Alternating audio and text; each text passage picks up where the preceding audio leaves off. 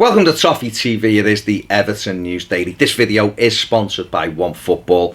OneFootball's app makes it possible to keep up to date with all the latest transfer news, stats and scores all in the one place. To check out OneFootball's app, simply click the link in the description below.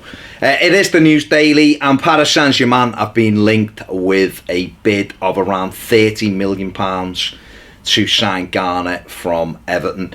It was reported that they bid 22 million yesterday. They are unconfirmed reports, but it's thought that that's too low anyway. I think Everton looking for around £30 million for Gana.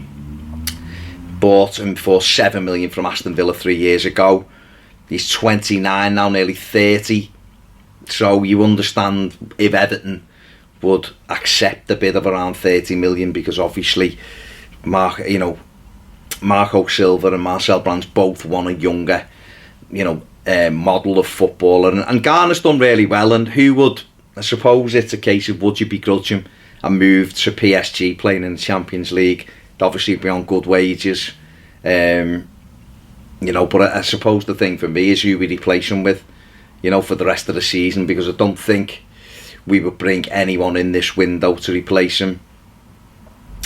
And then that, I suppose, that's the danger of that, is you're giving away a midfield player that you haven't really got a like-for-like for. Morgan Schneiderlin isn't like-for-like for Gana.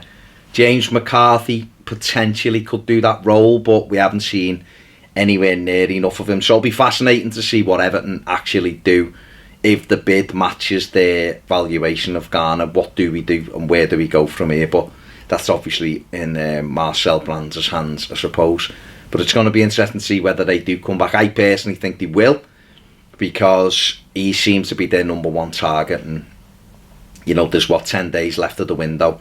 They want to get him in as soon as possible. Verratti is now out injured as well. Rabiot is moving to Barcelona in the summer. So they've got issues in that centre of the park. And I think Gana is the player they've identified to solve them. So we'll see what happens with that one.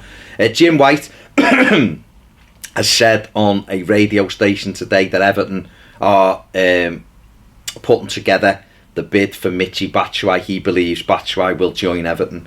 Didn't say how much for. There's been quotes of £14 million to as high as €40 million for Batshuayi.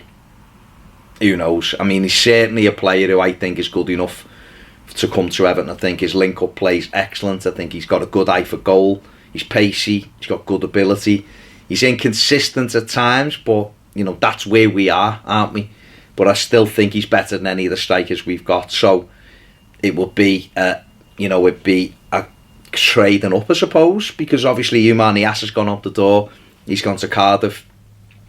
Is Batshuayi better than Niasse? Of course he is. Is he better than Tosin? You'd have to say yes.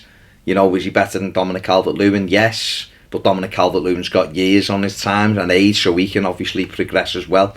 So it makes sense. He's probably the best we could get now in terms of January, but we'll have to see. Everton are also apparently interested in Amadou Diawara. It plays for Napoli. Carlo Giacometti, Everton's Italian scout, has confirmed that Everton are very interested in the 21-year-old defensive midfield player as a possible replacement for Gana. But he said himself he doesn't see the move happening in January. But he said he's a player who Everton are keeping tabs on. So again, another name thrown in there. Yannick Bolasie has today been linked with a move to Newcastle on loan. Rafa Benitez looking to strengthen his side ahead of the transfer window finishing, looking for a boost to ensure Newcastle's Premier League survival for the season.